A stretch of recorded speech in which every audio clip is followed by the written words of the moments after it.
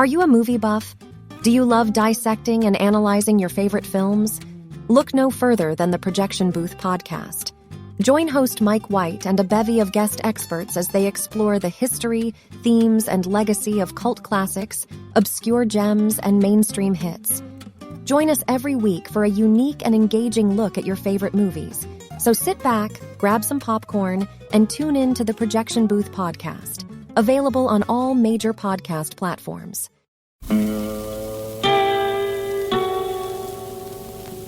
Hello, filthy movie lovers. My name is Gentry Austin. And I'm Casey Scott. And we're the hosts of the Sin Syndicate, film podcast for something weirdos, anti-criterion bros, and Joseph Sarno aficionados. Join us semi-weekly as we peer into the adults-only theaters and sticky-floored cinemas of the golden age of sexploitation, when the morals were loose, the laws were murky, and the intercourse was all simulated. Find us now on the Someone's Favorite Productions podcast network.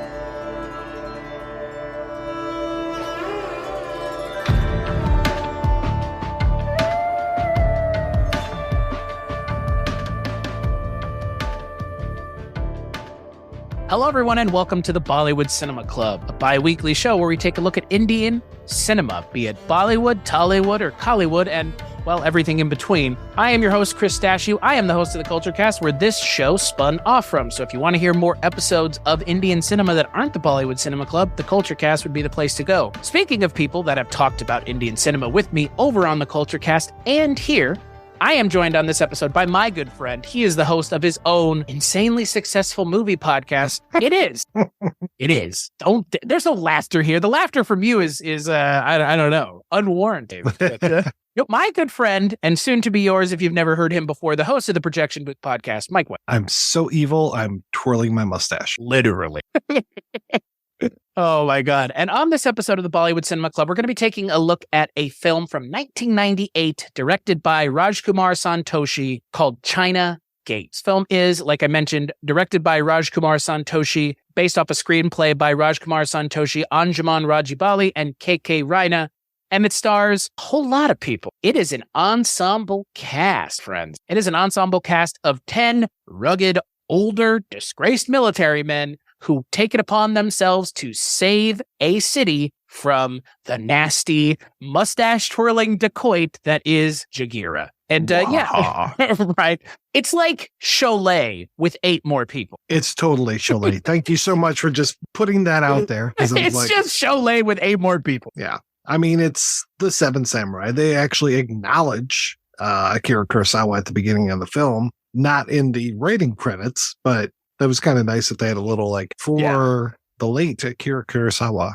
Yeah. So Mike, let's talk a little bit about China Gate. This is something that we've kind of been trying to do for a while because this movie is not exactly easy to get a hold of at all, frankly. Even to watch it with English subs was an uphill battle because there was never a point when I was watching it where they were really synced up very well. So. No. So this movie was kind of hard to watch, which is gonna unfortunately affect probably our feelings on the movie. But that out of the way right at the top, because most of the time when we talk about movies, I normally say Netflix or Prime Video or even YouTube, because this is on YouTube, but you're not going to have any idea if you're looking for English subs where to find them because they're literally in one spot on the internet and they're not very good either. All that out of the way, Mike, what did you think about finally sitting down to watch China Gate, which you had to buy? I did buy this one. I had this one a long time ago. A friend of mine had recommended it. And it's funny because he also recommended Sholay. So he must have known that I'm a big Seven Samurai fan, was just like, oh, here's two movies that you'll like. Right. And China Gate, very unusual film because there's only one song in the whole thing, which was amazing. I was just like, what the hell is going on? It was like an hour into it. I was like, did I miss something? Did I buy the wrong version of this movie? There's no song in this. And yeah, my version on DVD, subtitles are probably better than yours, though they were in a serif font, which was kind of weird. And the picture was, what do they call that? Window box or something? It was like there was black bars on the side as well as the top and bottom. And I was looking for that feature I used to have on my DVD player where you could like blow up the image a little bit. Cause I was like, if you just made it a little bigger, it would take up the whole width. It was definitely encoded before widescreen TVs were a thing. All that said, I really enjoyed this movie. I do love The Seven Samurai. I grew up watching Battle Beyond the Stars, that Corman version of The Seven Samurai. I think he might have done a couple, but yeah, I like this one a lot, though I missed the song and dance stuff, which was weird for me to say because that used to be the thing where it's just like, oh my God, here they go singing again. But now I kind of dig it. Mike is, as a seasoned film goer, is now more interested in watching them having fun. I want them to have a sense of joy in these. There wasn't a lot of joy in this film. Well, that is the thing, mention. It kind of feels unfair now to mention Sholay because Sholay is, what do you say? I mean, Sholay is just fucking amazing. It's epic. Yeah, it's got everything that you want and it has Amitabh Bachchan. So there you go. I mean, it has everything. Fantastic villain, fantastic music, great charisma, but and kind of chemistry between everybody, including the two main leads. It's kind of unfair because this movie really does live in the shadow of Sholay, unfortunately, in my mind. But that being said, I did like this movie a fair amount, primarily because of all of the cast. Oh, yeah. The four main leads, Puri, Amrish Puri, Naseeruddin Shah, and Danny Denzongpa. I have seen them in other things, obviously. Amrish Puri, for many Westerners, is going to be known for it. Literally one's Moulin Rouge and Doom. Naseeruddin Shah, I just saw him in Sarfaraz, he was fantastic there, but he playing a very different character. And then Danny Denzongpa was in Entheron or Robo as the villain. And I'm trying to remember what I saw Puri in, but these are like the big actors for their time all coming together, at least the first three, maybe not so much Danny Denzongpa, but the first three, Puri, Amrish Puri, and Naseeruddin Shah, them three together on screen, whenever they're on screen together, is fantastic. And that honestly, for me, feels like what the movie should have been really leaning on even more than it did is those interactions between the leads. Because, yeah, these are some of the biggest names in Indian cinema from the 80s and 70s, all together on screen. I was just so happy that I managed to pick up some of the things that are there, but not spelled out, at least for a while. Like the whole thing of the one guy being a Muslim.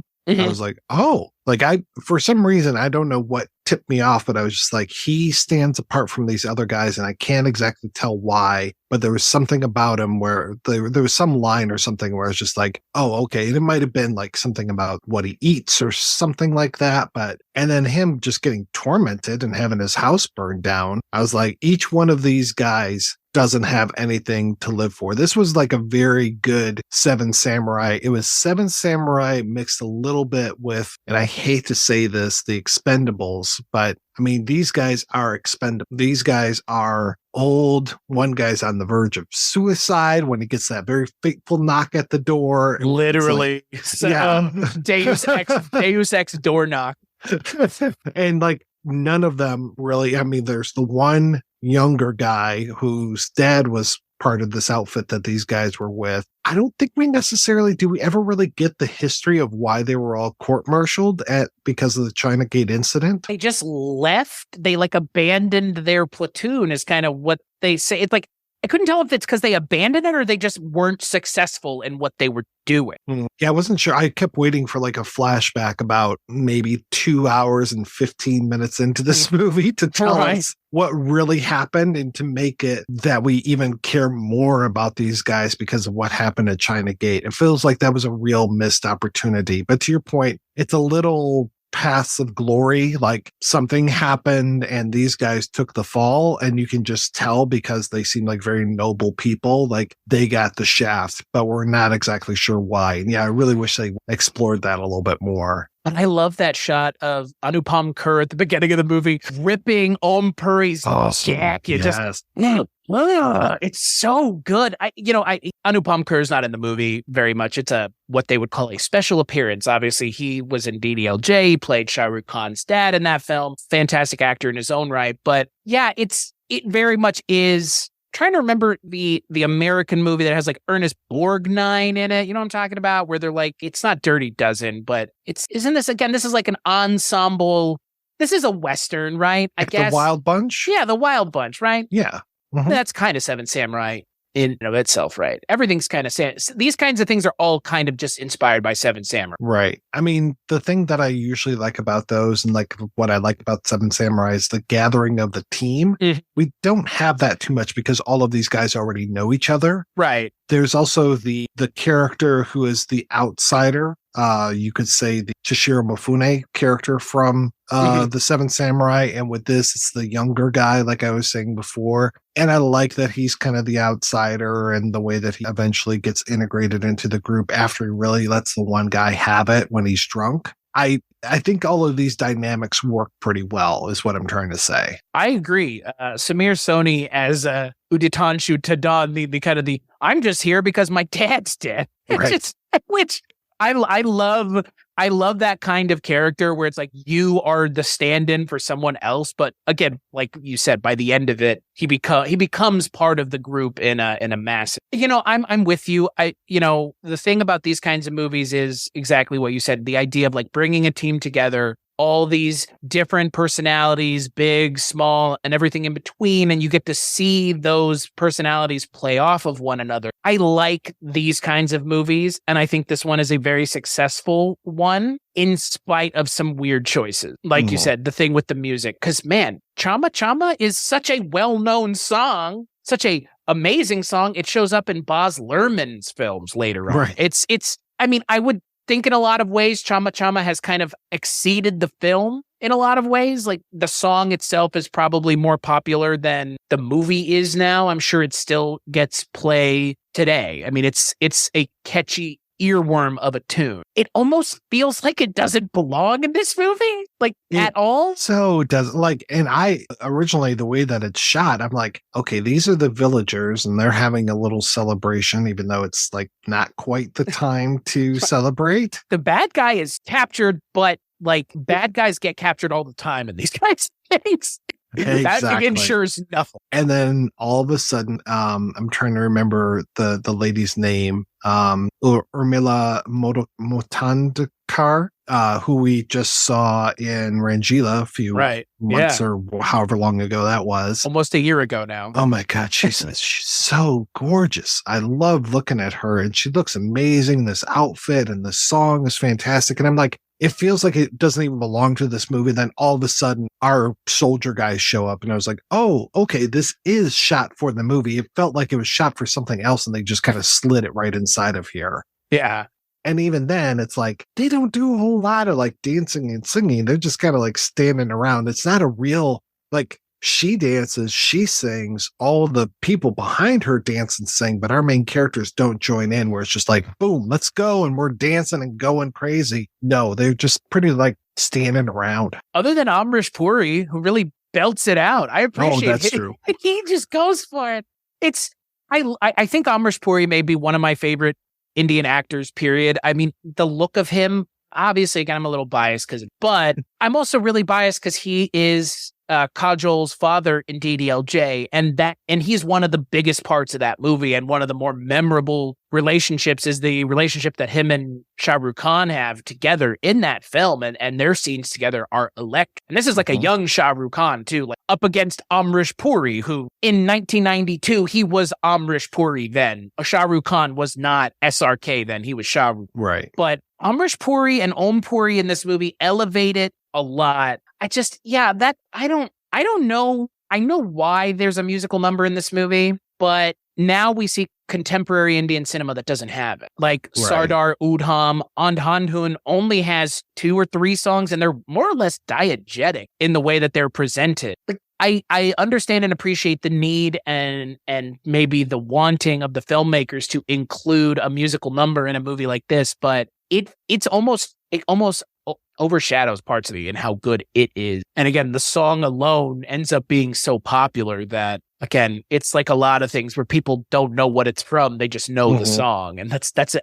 The fact that this movie is rather hard to find is, in my mind, kind of an indicator of maybe where this movie is remembered in Indian cinema. And that's unfortunate because when it came out, very successful, very well regarded. So it's not like this movie wasn't a successful movie. And at the time, it was the most expensive Bollywood film ever made. Wow. So this was a big deal when it came out. So I guess they felt obligated to have a musical number. But the fact that it's like on the box or the poster for the movie and it's one scene is Right. a tad odd, Frank. Yeah, because the way that it looks like she's in every scene, she's the woman that they're all going to desire or something, and that's not the case at all. I mean, she is not the is it Mamta Kalkarni or something? The woman from the village who comes to them and says, "I need your help because we're being terrorized by this villains around here." Oh, the one whose father gets Right, exactly. Yeah. So, and she eventually becomes the love interest of the younger guy. So they've got that story going on, though not a lot. Like, it really doesn't become very much of a love story. It's more of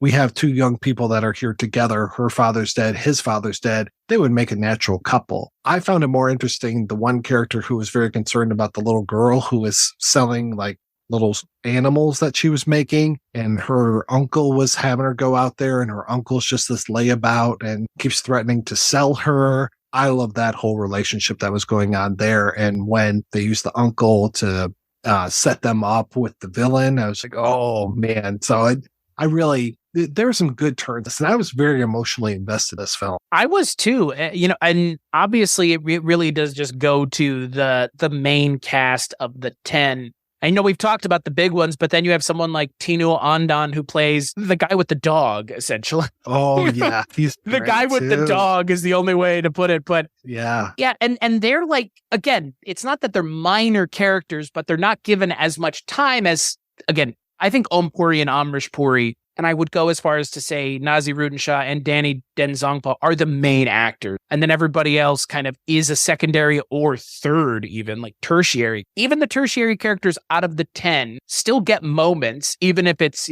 right before they die is kind of what it feels like in some way. Yeah. Which is this movie, this type of movie in a nutshell in a lot of ways. But I do like how they do really give every single one of those 10 characters a distinctive point of view and persona that, unlike something like, say, the fantasy equivalent of Seven Samurai, The Hobbit, like those characters in that movie get lost. They're not unique. And this movie can show you this is what, 2 shy of that? Yeah.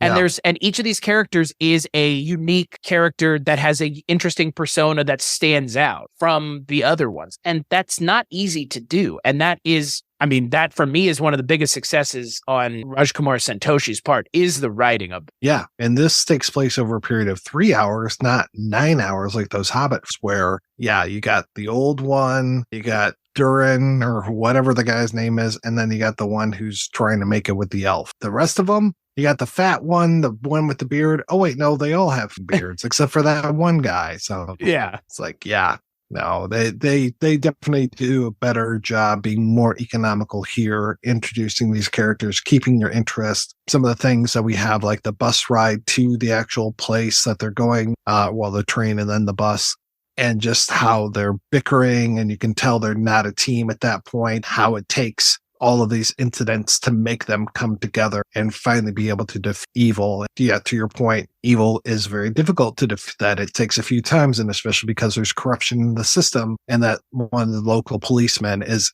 totally in bed with this guy, not literally, but totally in bed with this guy to just be like, oh, sure, yeah, no, I'm taking you to jail, and lets him go. It's like, okay, off you go again to cause more havoc. And he's a great villain. He is just total id the whole time. Like I said, mustache twirling. He doesn't really have a mustache. He's got that huge, great big bushy beard, but he's just man, oh man, he's really enjoying being bad. Yeah, Mukesh Tiwari is as good as the villain is in Sholay. That this movie and Sholay do have a lot of things in common, but one of the things it really shares is a just nasty bastard, dirty. Like, again, he feels like what would be in like a Western, an American Western, like the banditos, essentially, like hiding out in the rocks, enforcing his will upon the villagers, and ultimately, just causing havoc. It could have been a thankless role if the person doing it wasn't really going for it, but Mukesh Tiwari just goes for it every time he's on screen. Oh yeah, he's fantastic. I was just saying, I was very surprised that he doesn't have more of like a second in command that is very recognizable, because that's always a trope, or even even a third. Like you get your Ramon plus his two brothers in something like Fistful of Dollars.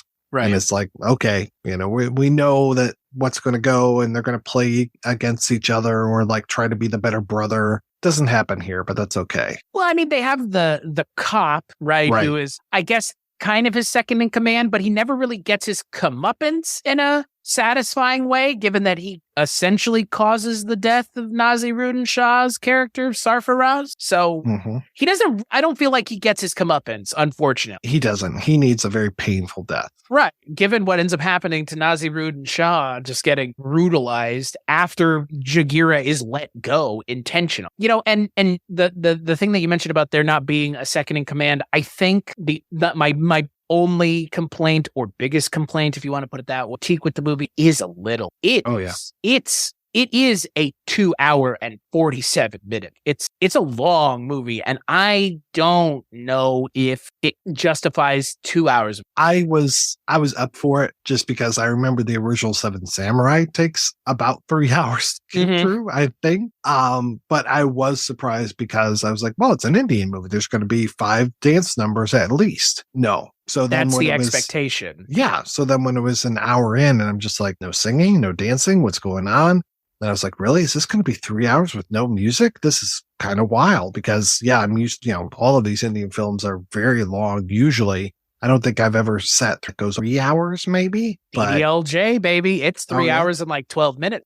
Did I see DDLJ? I don't think so. You should. I mean, it's one of the, if you're going to watch one romantic comedy in Indian cinema, it's going to be either DDLJ or Kuch Kuch Hota Hai, which is essentially DDLJ spiritual sequel. So I don't know if you've seen it. I always kind of wondered if you had, because it feels like something someone would have told you to see at some point. Yeah. No, I'm surprised. I need to see it because I know you've brought it up several times over our recordings, and it sounds great. So I'll definitely check it out. Is that one on Netflix? It's on Prime Video, I think. Okay. Yeah. And that I feel like, again, like I really can't stress enough how fucking hard it is to find it. Like that would almost be for me a disqualifier in a little way. Like, and that, that's on me as the person doing this show and programming the show, because I never wanted to make this show where people couldn't go out and watch the movie. Because the point of this show, one of the police, is you can go watch these too, and you should. And there's absolutely no way to watch this movie, which is a shame, and that's a problem. And it's more surprising than anything else, given the amount of star power on screen, not just the caliber. Yeah, I felt bad, frankly, when it was this hard to find it. And why? Why is it this hard to find? It's not a bad movie. It's a great movie. Is it just the lack of songs? Is that what happened to it? I have no idea. I don't understand. It was, again, really well regarded when it came out. The reviews at the time are about how good the writing is and how Rajkumar really lands, the direction of this kind of movie. Not that he hadn't made this kind of movie before, but he was kind of working all over the place. Would make action movies and dramas and comedies. But then, I mean, again, this is the biggest budget Indian film, Bollywood time. So a big expectation here.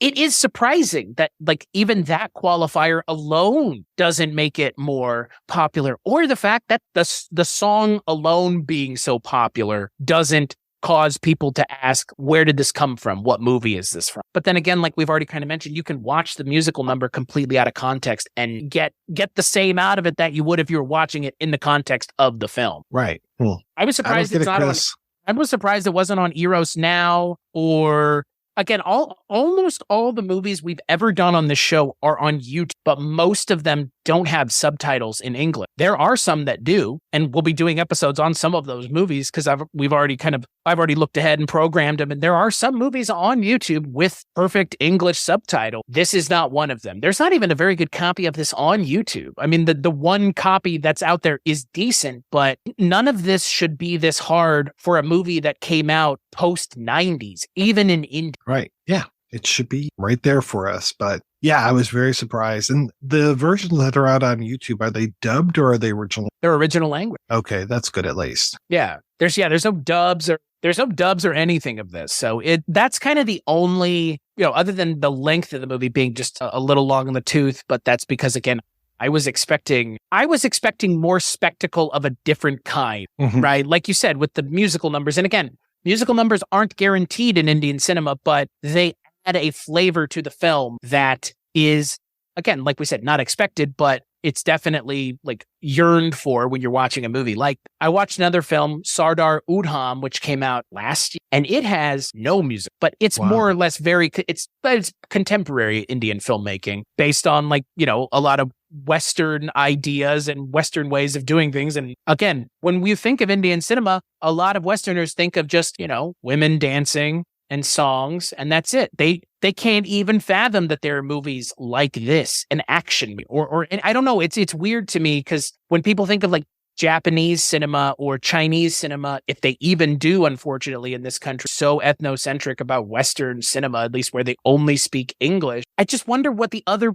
stereotypes are for those cinema. Like, what's a Japanese cinema stereotype? Like, I don't even, what does that even mean? But for Indian cinema, the stereotype is there's going to be musical numbers to the point where every time I've had someone on this show, we end up having a variation of this conversation. And it's always interesting to hear everybody else's kind of perception going into something like this, because everybody's perception is exactly what you've said. I was expecting there to be X in a quantity of Y, and there was X in the quantity of much less than Y in a way that now it's more acceptable and kind of understood now. But at the time, the musical number is good, but at the time, I can't help but wonder, the people that went to see this may have been kind of disappointed. Right. Yeah. Yeah. I remember when I watched Zinda, the Indian version of Old Boy, there weren't, because I was just like, oh my God, ha ha ha, Old Boy with song and dance. And there are songs in it that are somewhat featured, but they're more, like you were saying, more diegetic at points, or like a guy's rushing across to get from one place to another and there's a big song that's playing. It's not like there's any sort of choreography when it comes, there's no dancing, basically. I mean, like in Dangal. Yeah, exactly. Exactly. Yeah, which they're actually that could have worked. And it works. It really works well in Dangal. It's not that in that movie I wouldn't have liked to have the characters, doing a musical number together, but the way that they do it through the montage, it totally makes sense in the kind of the narrative that they're telling. They could have done that. They could have done something similar, because we do have essentially 10 opportunities to have 10 different kinds of songs or one montage song of them all coming together. And I don't know how that didn't happen, because that for me is like a weird thing that totally should have happened. Well, yeah. Can you imagine if they each had like their own type of theme or something and they started to blend together as the characters were going, I know. Yeah. The movie that seemingly we would have, I guess. Yeah. It's weird because, again, they're so interesting and they're all such fun characters that you want to see kind of the more, not fun side of them, but you want to see them doing less things directly related to plot of Jageera dealing with the town and being a nuisance. You want to see them just, like you've already mentioned, just kind of hanging out with each other. Those are the best parts of the movie, is when they're just kind of all together training, because they end up having to train at one point because, old dudes in their 70s, I guess, completely out of shape after the military, they're all having to go and run around. There's another opportunity song about how they're all out of shape and beaten up. Movie, you're 2 hours and 47 minutes long. Yeah. We are trying to help you out. Yeah. And that's the thing with something like this, if you think about it, 5 musical numbers, those musical numbers tend to be 3 to 5 minutes. That's almost 20, 25 minutes. Sometimes even a half an hour of your movie is musical numbers. That's why I was expecting this movie is as long as it. Like you said, just fuck me, I guess. Fuck me and my expectation. I think the movie does a bad job of setting your expectations just with the poster, just with what that is. it should be all of them on the post, like that you can see, not, Urmila Mondekar doing her hand. Like, it's great, Right. but I don't know. I'm glad that I'm seeing more Indian cinema that is challenging me to not just say, oh my God, this is amazing. I love it. I want to see it. I'm glad that I'm seeing more movies that are kind of not as successful as some of the other ones that I've seen. This one, I think, though, is still pretty successful, even in spite of the length of the movie. I think there is enough there with those just interacting with each other. I mean, again, like the action scenes, I don't know. It's an action movie. What was kind of your thoughts on the action? I was hoping that they'd have a little bit more. I was hoping that they would have, like, right when they get to town, that something happens. We've got the establishment of how bad our bad guy is, but I was hoping almost as soon as they get to town that there was some sort of demonstration of just how awful he is. Even maybe if they lost a guy right off the bat or something, right, that would be something. Because of course, nobody can make it through this. There are very few people that make this through this movie alive, as I say. Half of them? Yeah, I think it's 5 or 6 people on that bus. But even then, one of those people might be the girl, so it might just be the 4 of the guys make it out. I don't know. It's Amrish Puri, and Danny Denzongpa make it out, and then Samir Soni does as well. And I think the guy with the dog does, right? Tinu Andhan does as well. That's it. You can't kill the dog. That was one thing I almost looked up. I almost went to doesthedogdie.com and see if he makes it out. Good thing. It was the guy with the cancer. He ends up making it out. And I'm just like, wait, no, of all people, he should go. Right. Nope. No, that was very surprising. I think that's what it was. I think it was something to do with the blood of the Muslim guy, because there's the blood of the guy because they need a transfusion at one point. There's the guy with the cancer is like, I can't give you my blood. And that's a very big moment. And I want to say that they might say something about the Muslim guy at that point. Did you recognize Viju Khote, the gunner, as one of the dudes Gabbar Singh kills in Sholay when they're doing the Russian roulette scene? No. Yeah, which is wow. funny that he's one of the 10 guys in this movie, but I'm pretty sure he's one of the ones that doesn't make it out. Okay. Yeah, but it cracked me up because I had to go and look, and I was like, pretty sure that's the guy from Sholay who Gabbar Singh just kills in that kind of one of the more memorable scenes of that movie, the Russian roulette scene. But some of the choices are kind of strange. I know why Naseeruddin Shah's character dies because he is a main character, but I like Naseeruddin Shah so much as an actor that I didn't want to see him kind of not make it to at least the climax of the movie. Right. But again, to up the stakes and to really hammer home how bad of a guy Jageera is, as if impaling people on things and cutting their heads and arms and shit. It's just there's not a lack of bloodshed in the movie and body parts getting rended from their human owners. I mean, Jesus Christ, Jageera just goes and just makes. So he cuts one guy's hands off, he cuts another dude's head off, and then Naseeruddin Shah just shoots him. It's only 2 times, but it feels like it takes much longer to kill him in a rather extended death scene that, at times is a little hard to watch, obviously, because they're just fucking playing with him, playing with their food. But it's not a movie without bloodshed, at least kind of gory, frankly. Yeah, which was a little surprising for me because I'm not used to that necessarily. Well, it just feels in a lot of ways, Indian cinema is very matter of fact. You cut someone's hand off and blood's going to shoot out. In a Western movie, it would probably, depending on the rating, right? Your hand gets cut off in a PG-13 movie, you don't bleed, wrap it up, or you don't show it or something. And here it's just very matter of fact. Dude's running, guy gets hands. That's just... It's kind of strange, but it works tonally with this. But they kind of do get into hot water sometimes where it'll be in a movie that it tonally doesn't make any sense. Like in PK, there's a scene, a character gets blown up in a bomb in this movie about Amir Khan playing an alien. Right. And it completely comes out of nowhere. I know you've seen it, and it's just such a strange story. But again, it's so matter of fact that it's just yep, and that's what happened, and that's the way it is. I kind of get the sense and get the feeling that that is, for me, has been a reoccurring theme with Indian cinema of we're just going to sometimes just kind of show you the way it is, not try to stylize it or I guess sanitize it, because they don't have to show all the blood and gore in this movie. They choose to, which is perfectly fine. It is kind of just weird. Yeah, it is. It feels a little out of left field at times. I don't have a whole lot more to say about this. No, I don't either. And like, I'm kind of disappointed by that because it's just, it was a okay movie in a lot of ways that probably is 3 or 4 notches higher just primarily because of the act. You know, like this plot, this story is not anything unique, again, to the point where it's literally like paying homage to Seven Samurai in the credits. So these movies only really work if you can cast the right people. Case in point, that what was that movie that came out the year you and I were at TIFF? That remake, the remake of one of these.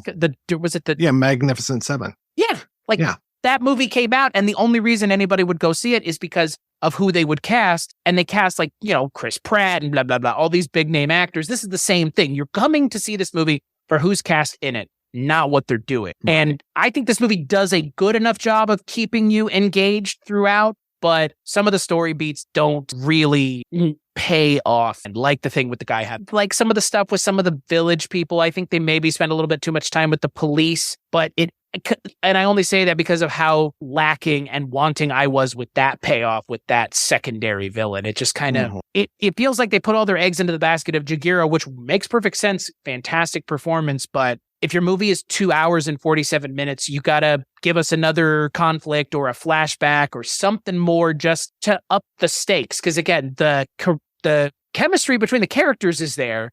I just think the story is not as exciting or as interesting as the actors interacting with each other, at least the main 10. And I think that for me is coupled with the fact this movie's hard to find. Not say this movie is not worth checking out, but you want to watch something like this, just watch Sholay, which is either on Netflix or Prime, either one. But it's going to be there forever because it's one of the pillars of 70s Indian cinema. This movie, again, Chamma Chamma, that's probably what most people, contemporary Indian teenagers and Indian people my age and your age, probably, if they've never seen the movie, they have 100% heard the song. Because I'd heard the song without seeing this. You had too, especially if you've ever watched Moulin Rouge. It's front and center in that movie, frankly. So yeah, I think if I had to put them head to head, Sholay would, but I think China Gate's got a lot to offer. But yeah, as far as like going as far as we went and ordering the disc or downloading the movie and syncing up the subs and all that kind of stuff that you had to go through, no, don't bother. Like if it's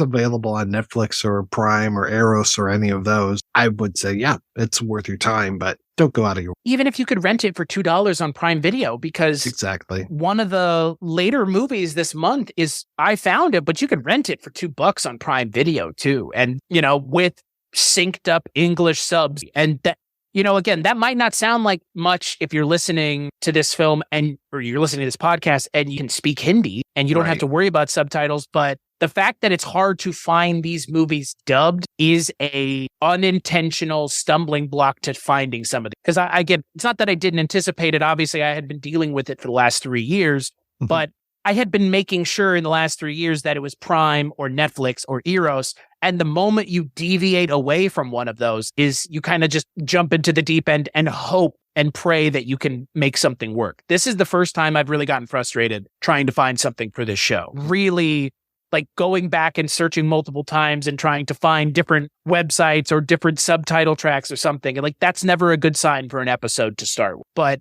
the movie ends up being good enough that, yeah, I'm with you. I wouldn't suggest it, but when hopefully it gets a re-release or something, or somebody makes it available to be rented, definitely worth checking out. It's just a little, it's one step too far in the able to find it category. Even something like Charulata, a film that's from like the 60s, is easier to find than Granted on Criterion. So, Mike, until the next time you're on the Bollywood Cinema Club, where could people find you? Well, Chris, you can always find me and a whole lot of other great shows over at weirdingwaymedia.com. It's the place to be, the place to get your entertainment, all free, all great stuff. Yeah. I'm not going to plug Weirding Way Media because you just did, but BollywoodCinemaClub.com, like, rate, and review on iTunes and Spotify. That's all you need to do to help us out and or follow us on social media. There you go. Mike, thank you so much for joining me. Chris, thank you so much for having me. I always appreciate talking to you about these films. Maybe the next one we watch won't be as hard to find. You can hope. One can hope. And yeah, we'll catch you on the next episode.